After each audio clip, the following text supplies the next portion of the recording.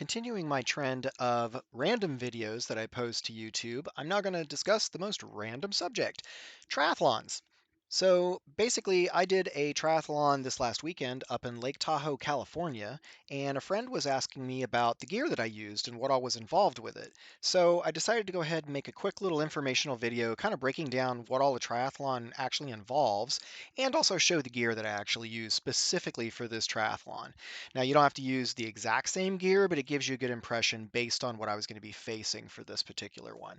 But before we dig into all of that, let's discuss a little bit about the variations that you can have within the triathlon. You can see I have loaded up here the USA Triathlon site or the USAT site. Basically, it breaks down the various disciplines that you're going to have for the different versions of triathlon that you can do. It involves running, biking, and swimming. Not in that order. It's actually the exact opposite. You swim first because it's the most dangerous. Then you do the biking because it's somewhat technical and also high speed. And then you do the run at the end. It's the least technical and less, chance for accidents, etc. So I think they're literally looking at it from a safety perspective because you can drown with the swim portion if things are really rough. Anyways, let's get into the various versions that you can have for a triathlon. And these are standard events that we have here. You'll see that there is a super sprint, Olympic, World Triathlon long course, half, which is half Ironman, full long course, which is pretty much Ironman, what people come to expect as the most difficult. There are even other versions that are more than this, ultras, etc. But let's focus on these most common ones.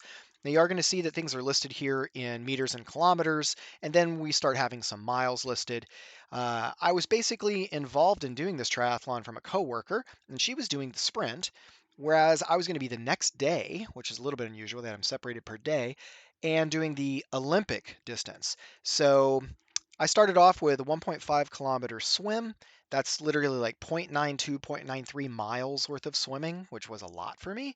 The biking and running, I was already doing these distances. 40K is around 25 miles, and a 10-kilometer run, that's around 6.2 miles for running. I've done the 2020 LA Marathon, so the running and the biking weren't too concerning for me. It was really picking up the swim section and learning how to change between these different things to basically go ahead and perform this triathlon that I did. But you can choose whichever one you want to jump into. It's all literally based on your preference of what you feel comfortable with. And given my history of athletics and the things that I was already focused with, I thought Olympic would be a good place to start. I would have been just fine with sprint. It would have gotten over a lot quicker. But as it is, that's the one that I chose. This gives you kind of a impression of where the difficulty lies between these. You can see when you go up to an Ironman, the full long course here, 2.4 miles of swimming, 112 miles of biking, 26.2 miles of running. That's a pretty big grand total down there. So yeah, those are kind of the standards that you'll come up against. You can use this site, the USAT site, to find triathlons near you. My coworker told me, "Hey, let's go do Lake Tahoe. It's beautiful up there." Normally, it's somewhat on the cool side, but not cold. We just happened to have a really extreme cold this particular one, and so I had to buy extra gear last minute. And you'll see all of that when I go through the gear discussion in a minute. Let's talk just really briefly about some of the other options that you can have. Duathlons, these are more variations of your triathlons. Basically, you start to minimize what events you're going to do. Duathlon, you're literally talking about no swimming. You're just going to be doing biking and running. That can be really nice. You can also do an aquathon, and that's where you're basically just going to be swimming and running. You don't need to do any biking. So it just depends on what you want to do, and you'll see it breaks all of this down if you go through the website. There's a whole bunch of different things. You can even take it to off-road, doing gravel. You can have winter versions with skiing involved.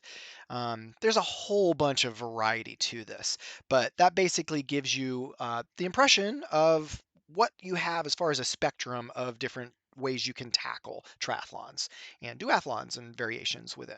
So now let's discuss the gear. And again, this is specific to my event, but a lot of things that I use the basics. If you want to know more, you can go ahead and look into the Wikipedia entry for triathlons, and you'll find a rich information regarding the history, where things kind of seem to have started in France, US, where it became the more modern version, that then spanned out to Hawaii and around the world globally with this large organization.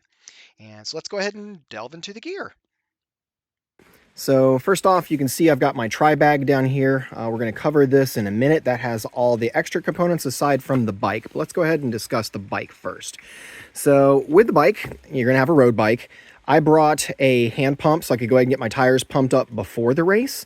You'll notice I also have a pump right there on the side if I need one during the race. I've got my water bottle.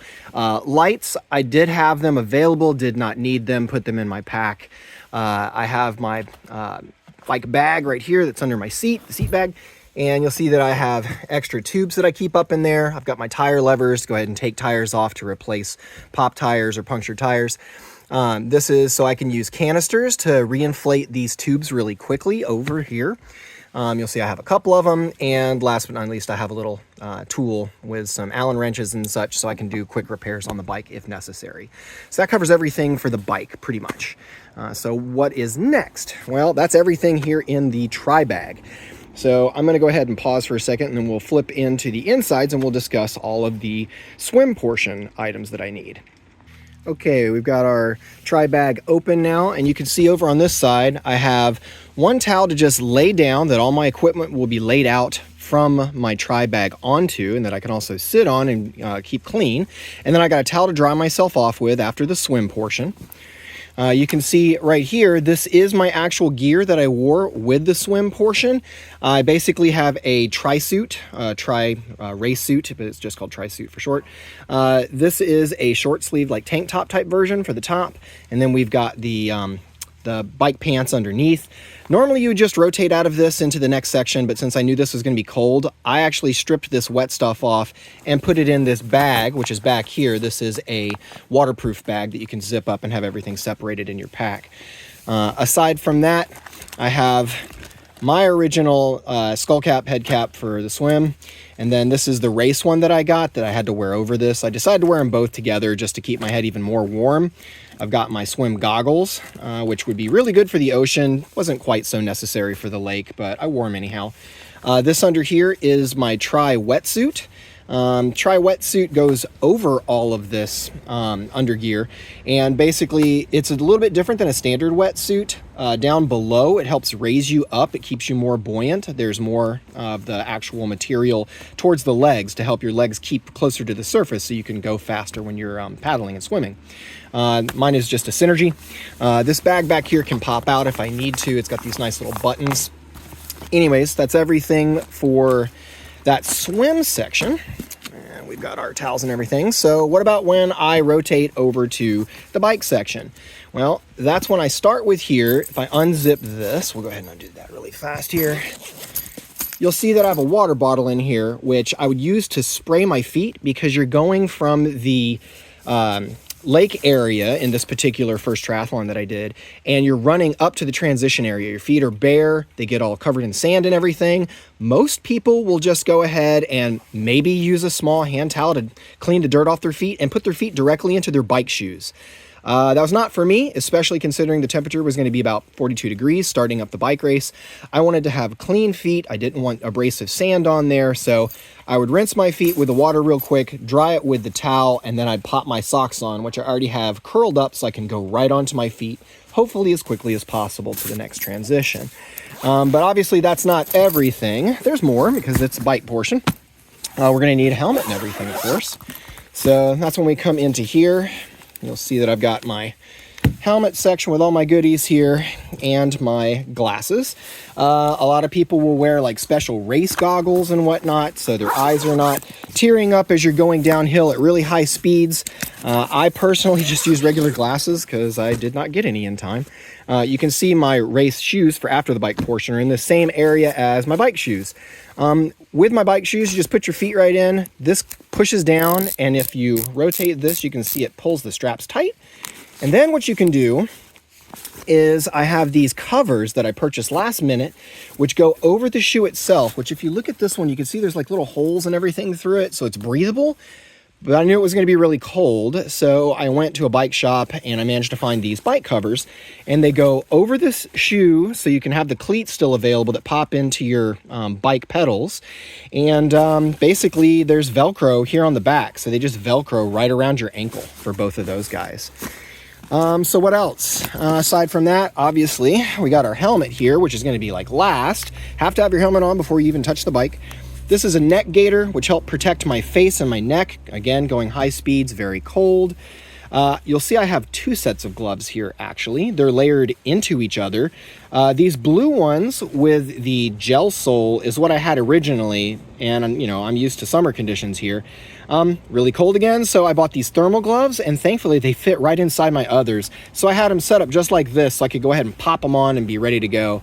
What else? I had to purchase, well, not these. Those are my arm covers, so you basically slide those up over your arm. And then you have leg covers. These are the guys that I purchased last minute. I'm not used to using leg covers. These worked great and kept my legs nice and toasty. And then normally I would just use one of these do-rags to keep the sweat out of my eyes and then pop my helmet on over the top. I put on both because, again, it was really freezing cold. Now, you might be asking, well, what do you wear aside from that? Because you took off your wet clothes. You just mentioned it. So what I do is I've got my other clothes up here in the top, and this is mainly running portion things, but I do have a couple things for underneath. And so I had a bunch of bike jerseys just in case, because I knew it might get cold. It's up in Lake Tahoe. One jersey, two jerseys. This is a thermal jacket that I put on over the top of those. I had another jersey here. I did not use my third jersey. And then there's my tri-suit, and basically this covers your entire body. It's a onesie type deal. And there is a padded crotch so you can ride the bike portion. And then when you get done with the bike portion, you just run in this. It's what you use for the whole race, called a tri-race suit, or tri-suit for short. So I popped this on over the top of two jerseys plus one thermal jacket. And yeah, I had the arm sleeves, I had the leg sleeves, I had, my socks, my shoes, my bike covers. When you get done with everything with the bike, you take your helmet off, you put your bike on the rack, and then you're going to basically be running in this. I already had my do-rags. I took off all these extra layers, so all I had was my tri-suit, one do-rag. I popped my regular shoes on, my running shoes. I got some nice ones here, no laces. You don't want to deal with laces coming undone during a race, so use those guys. And then this would be my bib belt. So this just goes around your waist, and you can clip your numbered bib onto there so officials know what number you are at the end of the race. There's a little checklist for everything inside this bag. This Zoot bag is really nice. I got it off Amazon. Last but not least, other things that you might need. I had liquid energy gels for either the biking or before running. I hadn't used them in a while, and I was a little worried my stomach was going to be upset because I was already so anxious, so I didn't actually use those. Another thing I didn't use but I had just in case, Vaseline. Normally you would put a little bit of that along your brow so the sweat wouldn't get down in your eyes and sting and burn. Inhaler, I did use this guy a lot because I get a little bit of mild asthma with cold temperatures, so temperature-induced asthma. Chapstick for the bike for sure, because you're going so fast, works wonders. And I have to layer up heavily with this before the race. And this is a very common thing that everybody uses. It basically looks just like deodorant. It's basically Body Glide. It's this slippery type substance that you put all over your different areas to make sure you're not going to have any chafing. And so that is literally all of my gear that I use for the race. So hopefully this helps out and gives you a better appreciation and understanding of what all is required for a triathlon.